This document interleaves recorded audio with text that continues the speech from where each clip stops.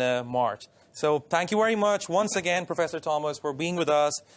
Now, as we are closing 2018, many developments have taken place all around the world. And talking about Yemen, again, many developments have taken place. Just recently, there were peace talks in Sweden where the warring parties of Yemen reached a ceasefire.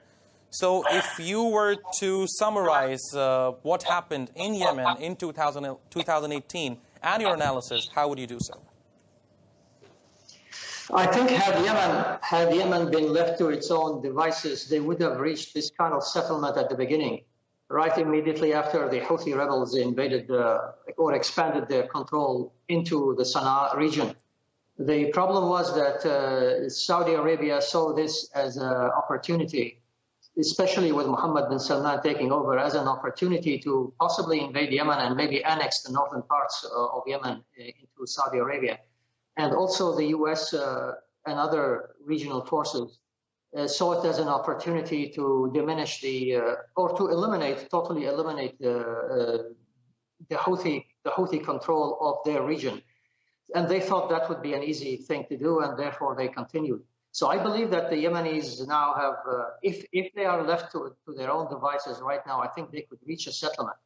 The Houthis were willing to negotiate from the beginning, and they advanced into Sana'a as one way of pressuring the government at that time to give into their demands, which is basically being treated equally as the other segments of the population. So I think this is a positive development that they met and they are trying to reach a settlement. So the question is about what Saudi Arabia would do, how Saudi Arabia would respond to this negotiation. Now, Ms. Kaplan, let me ask you, talking about Saudi Arabia, again, I think it would be appropriate to say that the U.S. and Saudi Arabia, they had a huge influence on the Middle East.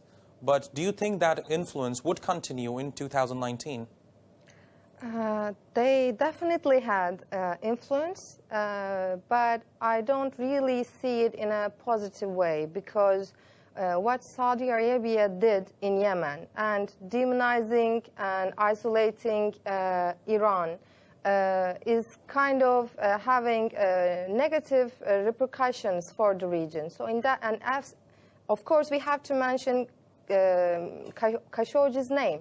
You know, as a colleague of mine, he's been murdered and dismembered in a consulate of a country of Saudi Arabia. So this is unprecedented, and it is somehow condoned by the Trump administration in order to continue this alliance with Saudi Arabia.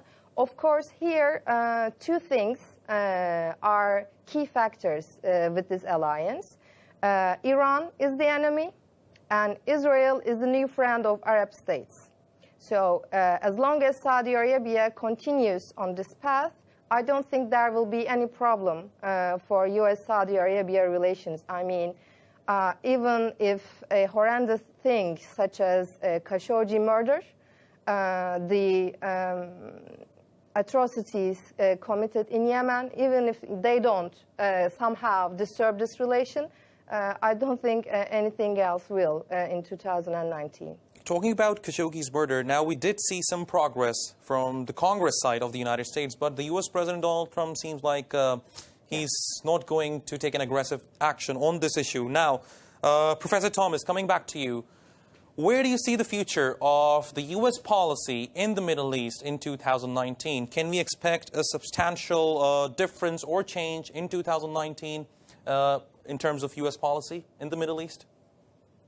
I think most of people in the United States, at least most of the pundits, have agreed to this point that the U.S. policy in the Middle East failed, particularly the project of dismantling Syria into sectarian states and creating a buffer zone between Iran and eastern Syria and Lebanon. So the fact they admit that has failed, President Trump deciding to withdraw his troops, this means that there is a public acknowledgement of that failure. There are still forces in Congress and especially in the media, in the networks, all of them are against this move, are against the withdrawal of the U.S. forces. But I believe that even if those hawks or the neocon hawks would take control again of the U.S. foreign policy that is opposed Trump's move, I think there is no way that they could go forward. That policy has failed, and it will just lead to worse outcomes. The question here is that the U.S. was able, through its policy in Syria, was able to create chaos in Syria and weaken the state significantly, that is the Syrian state. However, from that chaos, it wasn't able to produce any solution that is a more amicable solution for the United States or more acceptable solutions for the United States. So yes, you can create chaos, but you cannot get solutions that you want. And I think that has been acknowledged. No matter how the U.S. looks now in the on the situation in Syria, it will see that the outcome is not in its favor. And here particularly, I mean what the U.S. can do for the security of Israel. It has not been able to implement that project of dismantling or breaking down the Syrian state into different parts so that Israel will feel more secure. So now that is the fear that is in the U.S. that once the United States troops leave, what is going to happen to the influence of Iran in Syria? My answer to that is Iran is, or at least the Iranian militias and generals who are serving as consultants in Syria are at the request of the Syrian government. If there will be no threat to the Syrian state, to the cohesiveness of the Syrian state, then these Iranian militias will be asked to leave, and they will leave. So I don't see that to be a problem. The problem was that the project of dismantling Syria called the Iranians, called the Russians in. It wasn't the other way around. We didn't have any Iranians before. Before the war started. All right. Professor Mark Thomas, thank you very much once again for being with us on The Brief. You're welcome. And now we will continue with Ms. Hilal Kaplan. And before we do so, let's take a look at this report, which explains that the event when the United States decided to move its embassy to Jerusalem, and which has sparked a lot of outcry from all around the world. And this also happened in 2018. Let's take a look at this report, then we'll be back with you. Al-Quds, a city that is tired of invasions. Jerusalem, the heart of Palestine and the Palestinian cause, is bracing for one of the hardest days in its history. Despite the world reactions, Trump has moved the U.S. Embassy to Jerusalem from Tel Aviv. While Israelis enjoy as if it were a festival, Palestinians face it with great disappointment, which they show through peaceful demonstrations. As Palestinians say, the US and Israel are choosing this time to remind Palestinians that we control you, we are occupying you. Jerusalem is Israel's capital. On the West Bank, life has been overshadowed by occupation. People cannot move freely with more than 200 kilometres of walls weaving through the land, encircling towns and villages and separating Arabs from the Jewish settlements.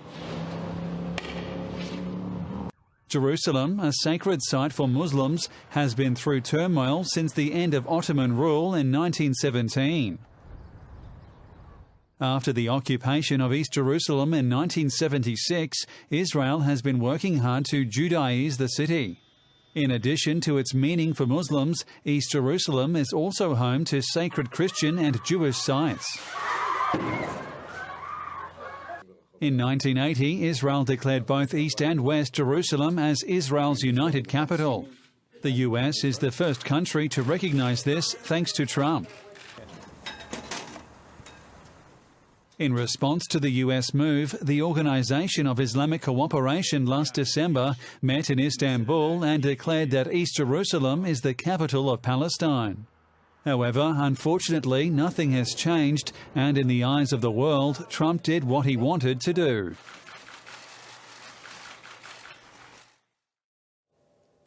As we saw in the report, quite an aggressive move by the United States to move its embassy to Jerusalem. And this particular move of the United States has sparked an outcry from all around the world, even in the United Nations. We will discuss this, but before we do so, let's take a very quick break.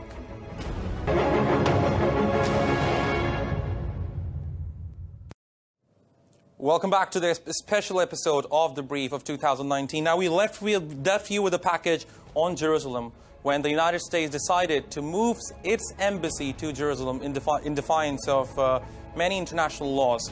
Now, to talk more about it, joining me now again is Mr. Eran Yildirim and Ms. Hilal Kaplan. So, what would you like to say about the U.S. move to move its embassy to Jerusalem? Now, we did see that many countries from around the world condemned this particular decision. And indeed, it's something which the world has not seen for many years. So what's your take on this? First of all, as you know, it's a one-sided decision. All the major world countries were against it. U.S. did not have any support from the UN.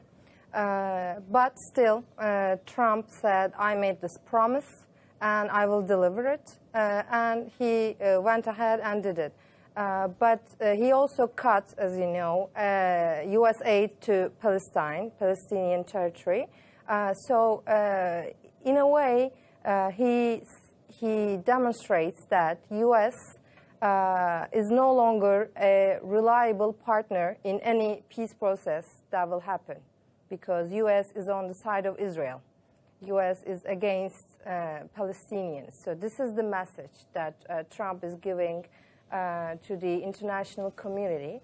So in that sense, it led to outrage. And diplomatically, I think it's a failure for the U.S., an unprecedented failure. The decisions made by UN, France was against it, UK was against it, and all other major players were against it. So U.S. kind of isolated itself with this decision. So was he just keeping one of his campaign promises, Mr. Eran? Your take? During the speech that he was making it in New York, when the Jewish organization, couldn't remember their names right now, AIPAC, and he stressed out that he is going to declare the Jerusalem as a capital of Israel. I mean, the history shows nobody is telling anybody that you're not supposed to live there. Again, any year passes and we always send a message for the next year saying that we want world peace. I think we need to understand that peace is inside of us, that we need to live our life with ourselves, inner ourselves with peace, that we can bring our justice towards that region. I have Jewish friends. I know great rabbis who work with our community during the New York time that I lived there. And when you speak about these kind of issues, sometimes they are not agreeing it on the fact that this kind of radical decisions are going to bring any peace to the region. Our brothers, especially, I will give you one declaration that many of that region, we have bloodlines. Because during the Ottoman Empire time, many of our Ottoman citizens moved to Palestine area. So we have our bloodlines. Those are our relatives. Even if I say like religious way, but I'm calling them our relatives, are living there. And to seeing their suffering, taking their houses from their hands and throwing a lot of sanitation, garbages into their streets, it doesn't bring any peace in that region. I was during the Mavi Marmara case in New York, and I saw the fear of the people, what they suffered during that time. I mean, any innocent attacks. First of all, Israel is there because of Turkey. No matter what we are going to say it. The Jewish friends, they know who are the best friends in that region is. We are their securities. That's why taking this kind of actions is not going to help in anywhere in that region. So indeed, it was a very controversial decision. Now, another important event that took place in 2018 were the Turkish elections, in which the Turkish president, Recep Tayyip Erdogan, was democratically elected as the first executive president of Turkey. Let's take a look at this report, then we will discuss it with our guests. Recep Tayyip Erdogan becomes Turkey's first president under the new executive presidential system. Incumbent President Recep Tayyip Erdogan won a second term as President of the Republic of Turkey on Sunday in a historic election. President Erdogan claimed more than 52% of the votes, with 99% of the ballots counted. On the other hand, in the parliamentary election, People's Alliance between the ruling AK Party and the Nationalist Movement Party garnered nearly 54% of the votes. According to official data, voters' turnout in the presidential and parliamentary elections reached close to 80%. Following the election results and Erdogan's landslide victory, millions of Turkish people clogged the streets across the country. Turkish nation gathered at city centers to celebrate Erdogan's presidency and elections results. Supporters of Erdogan and AK Party in Istanbul, Ankara and other central provinces of Nevşehir, Kayseri, Sivas and Niğde and the western provinces of Izmir, Sakarya and Kocaeli and Black Sea provinces of Trabzon, Zonguldak, Karabük and Düzce celebrated Erdogan's success. Millions of citizens waving both Turkish and AK Party flags chanted slogans in favor of Turkey and President Recep Tayyip Erdogan.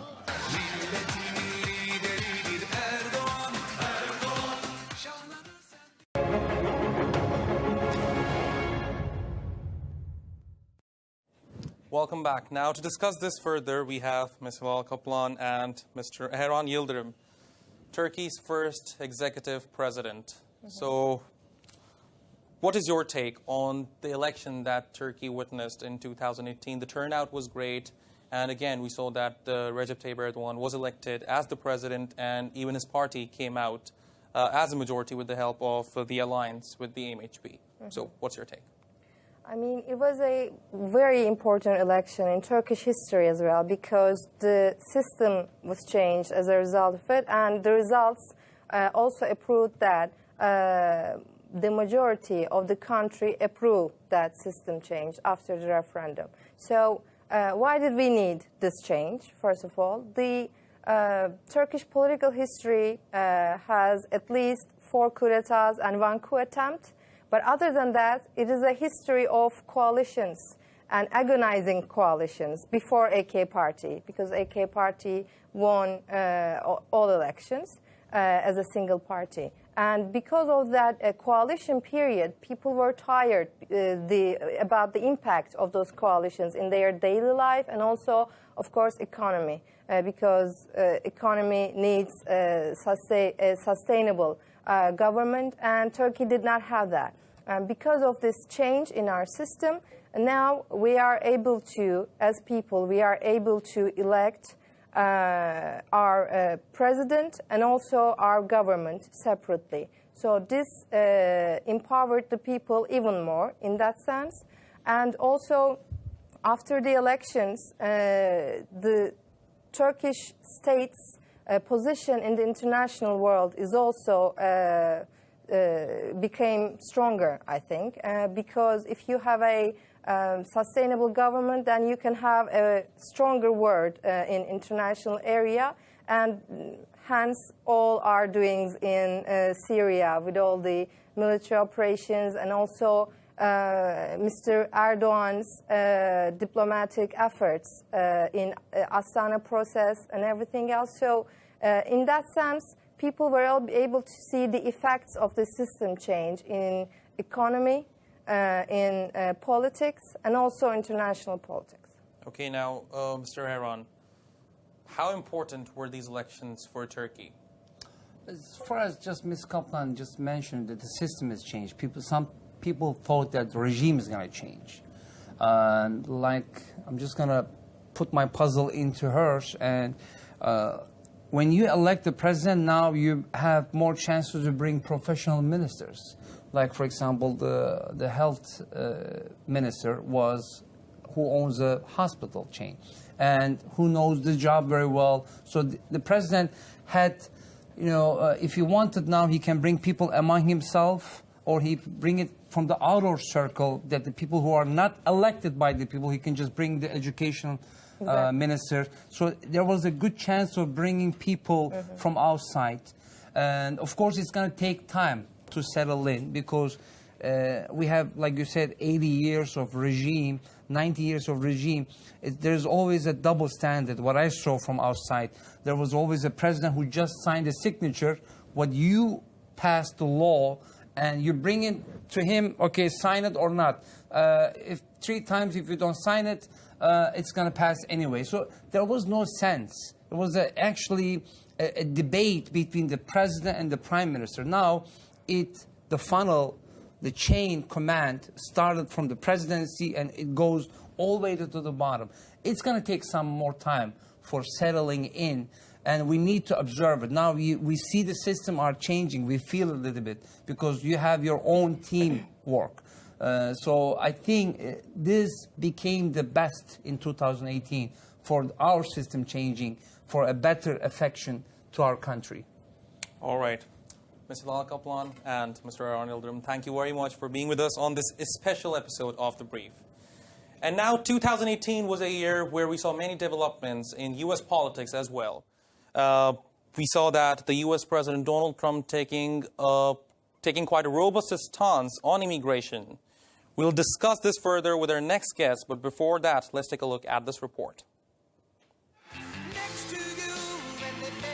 United States President Donald Trump called on Congress to give him the legal authority to detain and remove families that illegally enter the U.S. as a unit. We have to be able to do this. This is the only solution to the border crisis. We have to stop child smuggling. This is the way to do it. President Trump added that his administration does not want to see people pouring into the United States. We want them to come in through the process, through the legal system, and we want ultimately a merit-based system where people come in based on merit.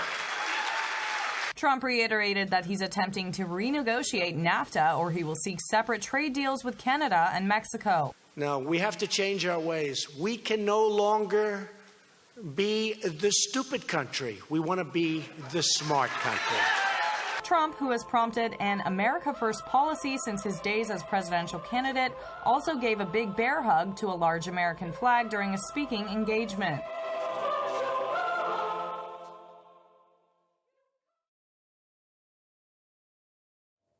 And joining me now to discuss this further is Professor Elizabeth Sanders, a professor at Cornell University. Professor, thank you very much once again for being with us on The Brief.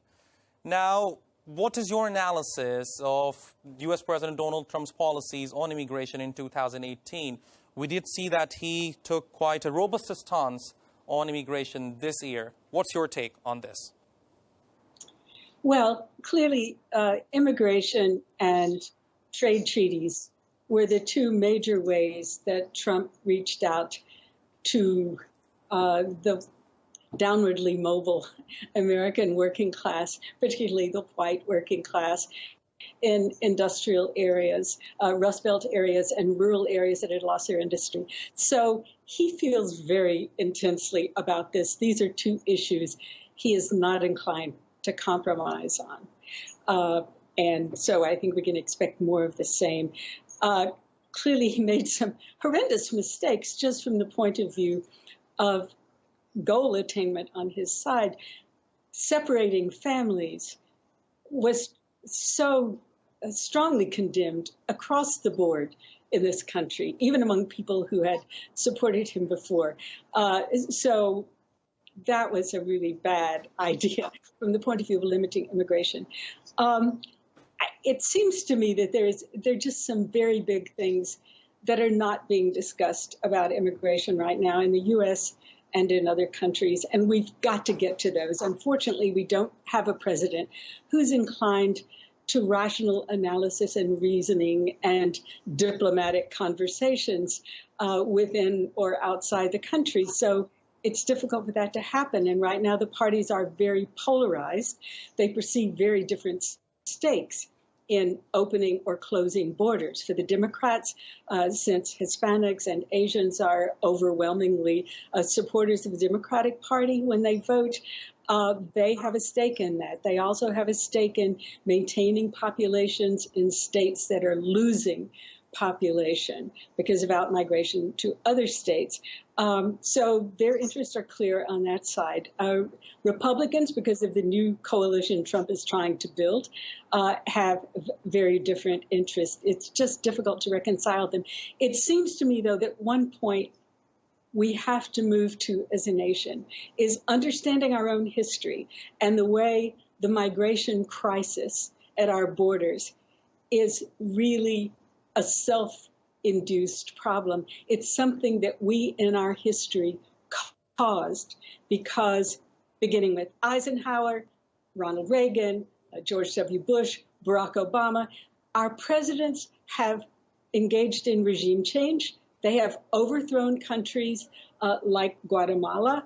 They have interfered in El Salvador. They supported a coup in Honduras. This in the Obama administration. These are not just Republican presidents that do regime change, though Eisenhower started it in the post-war era. And when you wreck other countries, you push them off their democratic paths. You interfere with their development subsequently. You've got to sit and think, okay, what do we owe these countries? Do we owe them to open our borders and let them all come in? That's not practical, and it's hard to imagine any country agreeing to that. But we owe them reparations because we so damaged their internal development. We owe Guatemala. We owe Iran, for that matter. And President Trump might be willing to condemn Hillary Clinton for her role in wrecking a very fragile Honduran democracy, but he's not willing to admit that we also created grievous sins against Iran in 1953 when we overthrew their first and only secular democracy.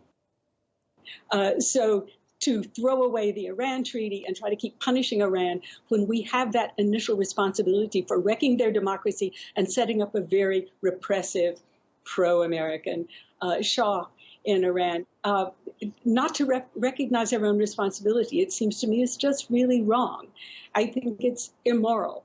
I think this country owes the countries that it so damaged some kind of reparations, perhaps massive foreign aid, perhaps inducements to their own very bad governments that began with those regime changes, to punish them, to sanction the leaders themselves in all sorts of ways, not overthrowing them, not going in and kidnapping their leader, as George H.W. Bush did in Panama in 1989. But there are sanctions you can impose against leaders which have to do with, freezing their bank accounts abroad, not accepting them traveling to your country and things like that. And I think that's something we really have to talk about. And we have to address the whole problem of borders, which wasn't seen as a problem until rather Professor recently. Sanders, talking about borders, now the U.S. government, the federal government is shut down because of the U.S. President Donald Trump demanding funds for the U.S. border wall. If we look at 2018, many major events happened in the world. The U.S. withdrew from the Iran nuclear deal, and the U.S. also gave quite a firm stance to all NATO members, demanding more funding from member nations of the NATO. So when we look at 2019, where do you see the policy of the U.S. President Donald Trump going towards in 2019? If you ask anyone to predict the actions of this very unstable, emotional, reactive president, that's just not possible. He reacts against anybody who criticizes him. He wants that wall. That's an essential campaign promise. Maybe he could be persuaded to have some other way of controlling the border. But, walls are something, borders and walls and fences exist in a lot of countries around the world. Nations, bordered political communities are still the foundation of international law in the United Nations. So I think we need a big conversation on the role of borders. And that I don't know how that's going to happen with the Democrats coming in and having such a polarized position. Open borders or really sealed off borders. this is not the grounds for a conversation. I don't know how it's going to work. Trump's idea of negotiating is just to make a really strong stand, aggressively, extreme. I don't see how that's going to work. I don't see how progress is going to be won. If the Democrats would come up with some version of, okay, let's allow people brought to the U.S. as children to be legalized. Trump has indicated in the past he might support that, and have some kind of border control, spend the money, somehow constrain the illegal immigration that actually, does have some recognized downsides. There actually are drug gangs, and there is sex trafficking, and there are reasons to control your borders that every country subscribes to. So there seems to be a reasonable ground for a conversation there. One just isn't sure, given the polarization and given Trump's personality, that this can really happen. Okay, now, Elizabeth, Professor Sanders, my last question to you. In 2018, particularly, we saw the U.S., distancing from its key allies, let's say Canada. So do you think the same pattern will continue in 2019? I know it's really hard to predict, but how would you analyze it? How would you analyze the U.S. Moving away from its key allies, such as Canada, by starting a trade war, asking for a renegotiation of the NAFTA? What's your take? Well, he's getting a renegotiation of NAFTA. I think, there were some things wrong with NAFTA. I happen to live in upstate New York, where all our industry was lost because of NAFTA and U.S.-China policy and so on. And I think the new NAFTA agreement is probably better than the old one. So Trump did feel compelled, and the Canadians did, to find some modus operandi. So there will be a new NAFTA treaty. I think it will be better for all concerned, ultimately, and certainly better for the U.S. And not so draining of American industry. And they're really softening a terrible position nobody knows about in standard conversation, which is called ISDS, Investor State Dispute Settlement, which allows corporations to challenge the actions of sovereign governments to protect their citizens through regulation and so on, and to overthrow them or else get colossal fines against those countries. So I do think that I think Trump's trade policy is better than what went before, better than that of the Clintons and Obama, more democratic, if you will, and more fair to the U.S. Okay, Professor Sanders, let me add one more question here, talking about the positive sides of the U.S. President Donald Trump's presidency. Another major event took place in 2018, the summit between the U.S. President Donald Trump and the North Korean leader Kim Jong-un. So how would you analyze the U.S.'s efforts in denuclearizing the Korean Peninsula? Well, if you wanted to make a list of things Trump has done that aren't bad, you'd certainly have to add that one. I think it's amazing, given the way he started out. It sounded as if he was ready to start a nuclear war with North Korea. And then, because he's so unpredictable, he has this very peculiar, aggressive bargaining style. Maybe we will get something there. I was really happy about that. I think North Korea may be ready for it. South Korea is certainly ready for it. It's time to have a peace treaty there and to try to denuclearize the Korea. So, more power to him if he can get that done. All right. Professor Elizabeth Sanders, a professor at Cornell University. Thank you very much once again for being with us on The Brief. A Merry Christmas and a very Happy New Year to you. Same to you. Now, 2018 was a year of immigration, of migrant crisis, and another migrant crisis unfolded in Europe in the summers of 2018, when some of the European countries turned a blind eye to the needs of migrants from around the world. Let's take a look at this report, then we'll be back with you with another guest.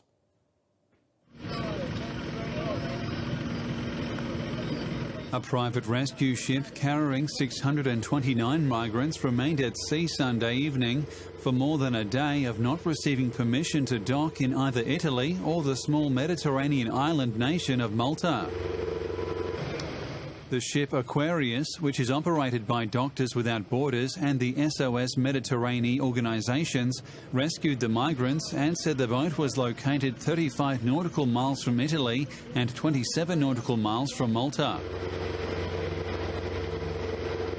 However, Italy's Interior Minister Matteo Salvini wrote on Facebook Sunday morning that Italy was saying no to human trafficking.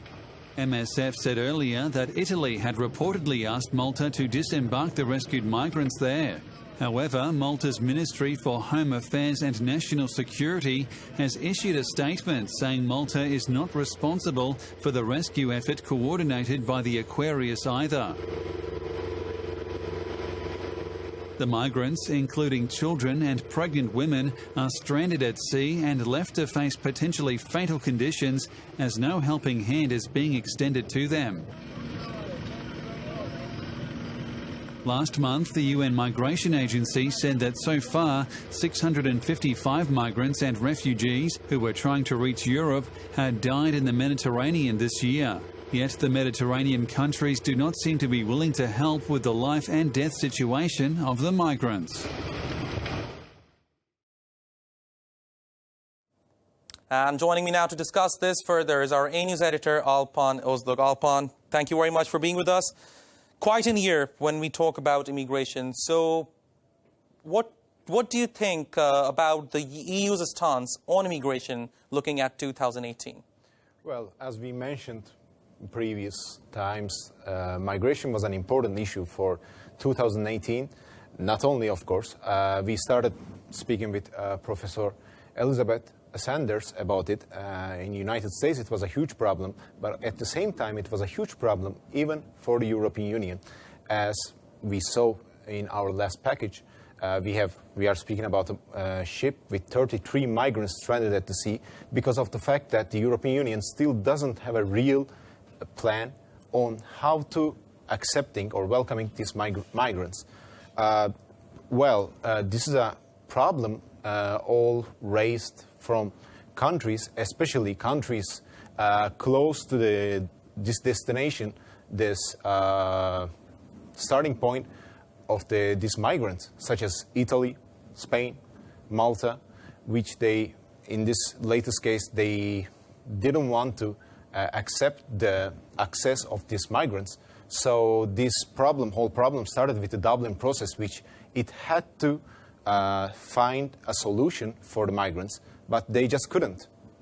And this problem is still continuing.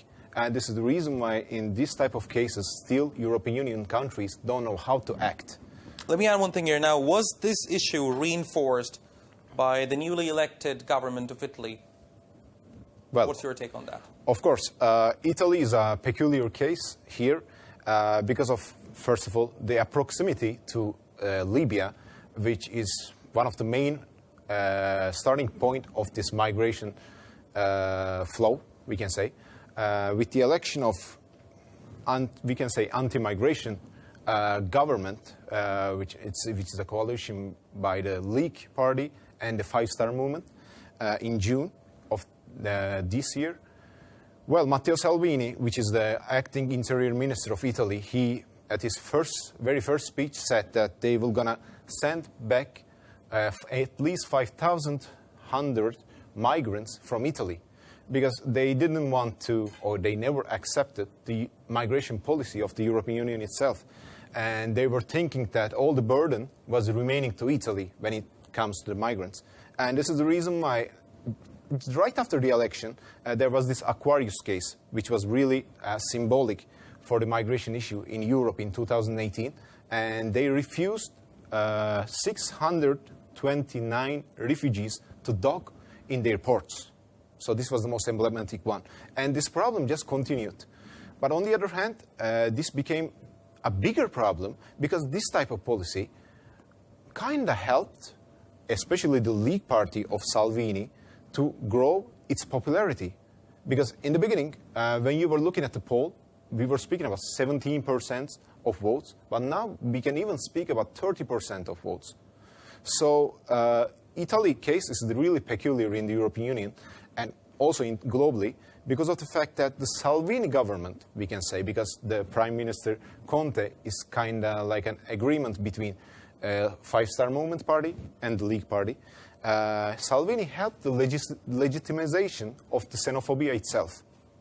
So that's why Italy case is really emblematic.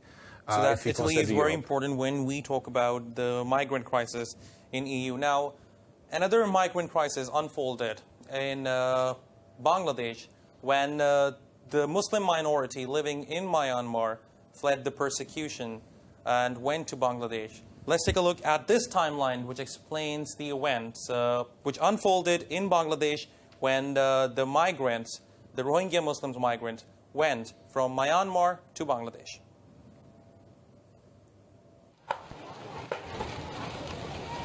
Considered one of the biggest refugee crises in the world, over 700,000 Rohingya Muslims have been displaced after a military crackdown in late August 2017. Human rights groups have accused Myanmar's security forces and radical Buddhist vigilantes for launching a campaign of violence aimed at driving out the Muslim minority.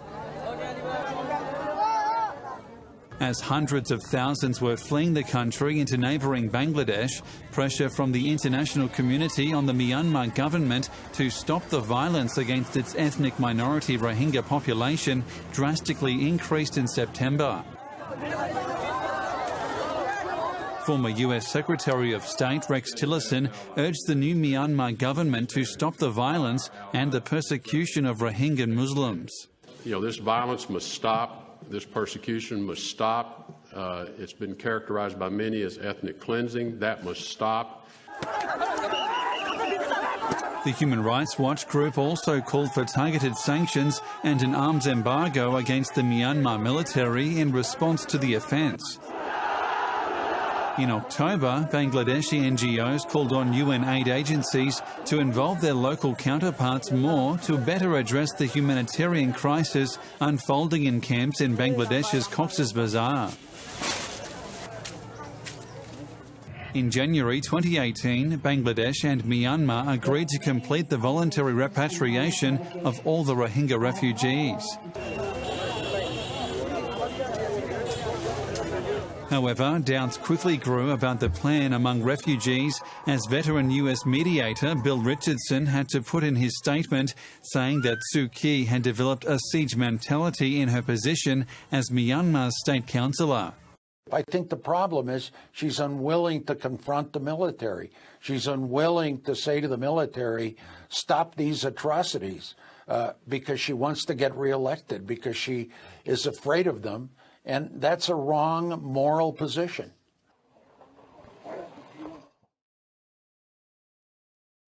Thank you very much once again, Jessica, for being with us.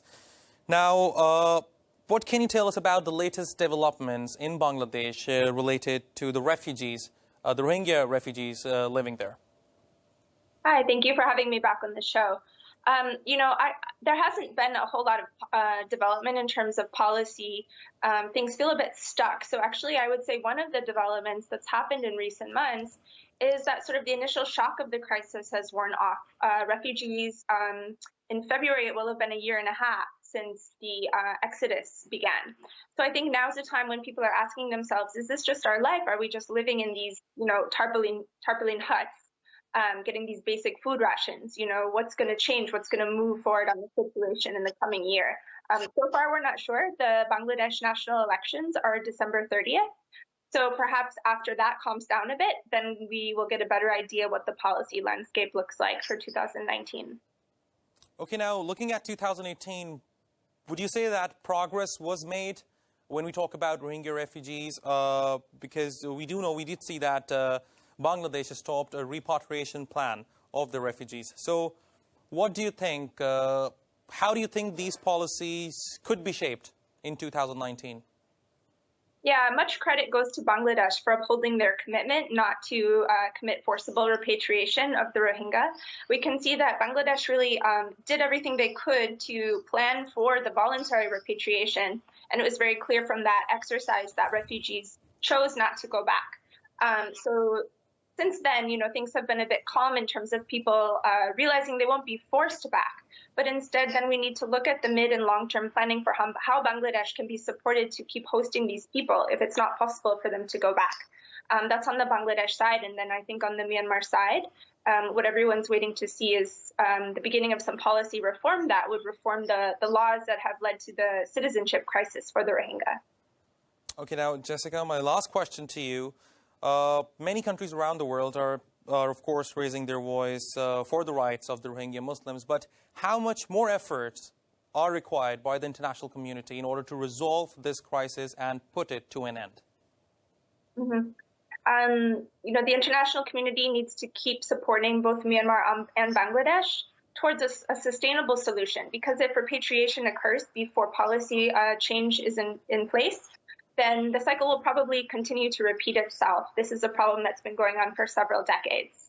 So the international community needs to support the issue with long-term sustainable solutions in mind. Otherwise, the issue is kind of left hanging, even if people do repatriate. Jessica Olney, thank you very much for being with us. A very Merry Christmas and a Happy New Year to you. Thank you. All right, now we will continue. 2018 was a year of elections. We saw elections in Brazil, in Pakistan, in Turkey. Talking about Pakistan, the ex-cricketer Imran Khan was elected as the Prime Minister of Pakistan in the elections that took place in June. Let's take a look at this report describing the events revolving around the elections in Pakistan. हमारा कोई गलत करेगा, उसको भी कानून पकड़ेगा। जो मर्जी गरीब अमीर ताकतवर कमजोर जो इस मुल्क के कानून के खिलाफ जाएगा उसके खिलाफ हम एक्शन लेंगे। मैं इंशाल्लाह आपको साबित ये करके दिखाऊंगा। Pakistan's cricket legend Imran Khan declared victory on Thursday in a divisive general election marred by a long delay in ballot counting and allegations of vote rigging by most opponents. But supporters of jailed former Prime Minister Nawaz Sharif said the vote count was rigged and called it an assault on democracy in a country that has a history of military rule. Khan called for mutually beneficial ties with Pakistan's on-off ally, the United States, and offered an olive branch to arch-foe India, saying the two nations should resolve the long-simmering dispute over Kashmir. Khan offered to investigate all the claims of rigging and said he wants to unite the country under his leadership. Although Khan still appeared likely to fall short of the 137 seats needed for a majority in the National Assembly, he should have no problems finding coalition partners from small parties and independents. Meanwhile, according to a report by the United Nations, Khan's message of a new Pakistan resonated with young voters in a country where 64% of its 200 million people are below the age of 30.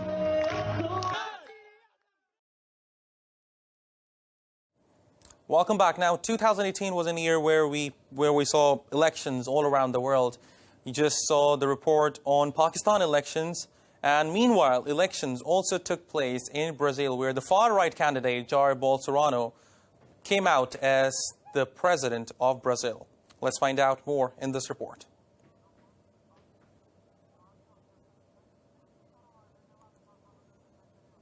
All right, I think we have some technical difficulty. Anyway, we'll continue. Now, Alpan, 2018 was a year of elections all around the world. Elections in Turkey, elections in Brazil, elections in Pakistan and many other countries around the world, the midterm elections in the United States, and now Turkey is also preparing for the 2019 elections. So when we look at the world politics, and especially focusing on the EU, where do you think the EU is going towards? We have the Catalonia crisis, which also took place in the January of 2018. So how important are elections when we define policies of a country? And here I'm talking about EU specifically. Well, speaking about the European Union, as we mentioned before, migration crisis was one of the most important, if not the most important issue inside the Union itself. We saw it as the rise of the far right in Europe after these type of issues. I will also add the economical side of the crisis. But of course, if you look at the elections or the opinion polls changing inside the European Union, we have a strong shift towards the far right. We didn't see it only in Italy, but we saw the same type of movement inside Hungary, in Poland, and so on. So we can say that in European Union, in 2018, if we ask to ourselves what really happened, we can say that European Union started to be more and more far-right approach to the election itself and to the policies. All right, now, Alpan, another key event which took place in 2018 was the summit between the U.S. President Donald Trump and the Russian President Vladimir Putin. And in that summit, the U.S. President Donald Trump, got a lot of criticism from within the United States, especially the senators and the congressmen. Now, let's take a look at the report describing the Helsinki summit where the presidents of the United States and Russia met. The most anticipated summit between the United States President Donald Trump and his Russian counterpart Vladimir Putin took place in Finland's Helsinki on Monday. President Trump met with his Russian counterpart Putin in Helsinki, which has hosted many historic summits between the United States and Russia since the Cold War. And I really think the world wants to see us get along. We are the two great nuclear powers. We have 90% of the nuclear, and that's not a good thing, it's a bad thing. During their historic and critical meeting, both the U.S. and the Russian leader broadly exchanged views on key issues on the regional and global geopolitical developments and challenges. Speaking at a joint news conference, Trump and Putin stated that the Cold War is over and their countries need to work together in the international arena. The times of an acute ideological positions of the two countries have become a thing of the past. The global situation has profoundly changed. Today's meeting is only the beginning of a longer process, but we have taken the first steps toward a brighter future, and one with a strong dialogue and a lot of thought. The Russian leader hailed the talks between Washington and Pyongyang regarding the denuclearization of the Korean Peninsula. We also discussed one of the most critical challenges facing humanity, nuclear proliferation. I provided an update on my meeting last month with Chairman Kim on the denuclearization of North Korea, and after today, I am very sure that President Putin and Russia want very much to end that problem. Putin also emphasized the importance of the Iran nuclear deal to prevent nuclear proliferation. The disagreements between our two countries are well known, and President Putin and I discussed them at length today. But if we're going to solve many of the problems facing our world, then we're going to have to find ways to cooperate in pursuit of shared interests. President Trump also said that the Russia investigation had been a disaster for the United States and had kept America and Russia separated. There was no collusion at all. Everybody knows it. People are being brought out to the fore. That was a clean campaign. I beat Hillary Clinton easily, and frankly, we beat her. The Russian state never interfered and does not plan to interfere in U.S. internal affairs, including the electoral process. Thank you very much.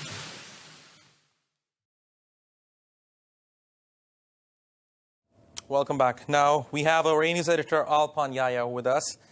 Alpan, now many summits took place in 2018, a summit between Kim Jong-un and the U.S. President Donald Trump, summit between the one we saw right now, the Russian President Vladimir Putin and the U.S. President Donald Trump. Then, again, there were many four-way summits organized on Syria, for example, the one which took place in Istanbul, which saw the participation of Angela Merkel, Emmanuel Macron, Russian President Vladimir Putin, and the Turkish President Recep Tayyip Erdogan. So when we put it all together, what do you think about the diplomacy all these countries are trying to play with the help of these summits? Well, we can clearly see from the examples that you mentioned that the countries had a really active diplomatic year in 2018. Of course, you started mentioning with Trump because his meetings were really important, especially the one that you mentioned between Trump and Kim Jong-un on one side, Trump and Putin on the other side. But of course, if we speak specifically about Trump, we see that he was really active. But on the other hand, if his activism was positive or not, because in one side, the North Korean issue is still continuing, and they didn't resolve at all. Even in the beginning, we saw that it was about to resolve, but it didn't. And the issue with Russia is still continuing. The issues with, for example, China is also still continuing, and especially after the arrest of the Huawei CFO, maybe a new trade war between the United States and China, even though the truce can start. But on the other hand, of course, you mentioned the four-way meetings or the other meetings that Turkey did.